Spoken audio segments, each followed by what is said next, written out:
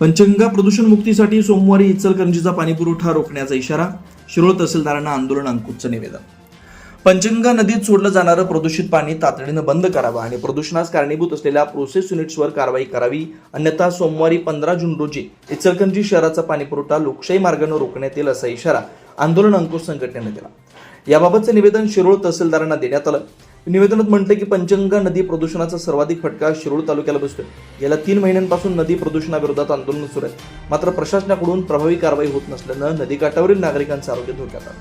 खासदार, आमदार, तहसीलदार आणि प्रदूषण नियंत्रण मंडळाच्या अधिकाऱ्यांच्या बैठकीत प्रोसेस उद्योगाचं सांडपाणी सोडवण्यासाठी उपलब्ध शेतीची खातरजमा होईपर्यंत उद्योग बंद ठेवण्याचा निर्णय झाला होता. प्रोसेस उद्योगाने बंद ठेवण्याचं लेखी आश्वासन दिलं होतं.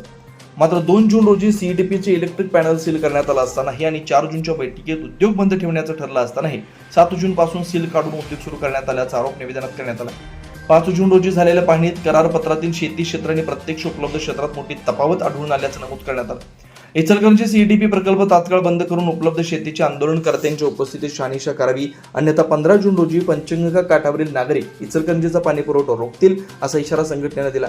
निवेदनाच्या प्रती जिल्हाधिकारी, प्रदूषण नियंत्रण मंडळ, प्रांताधिकारी आणि कुरुंदवाड पोलीस निरीक्षक यांना देण्यात आल्या.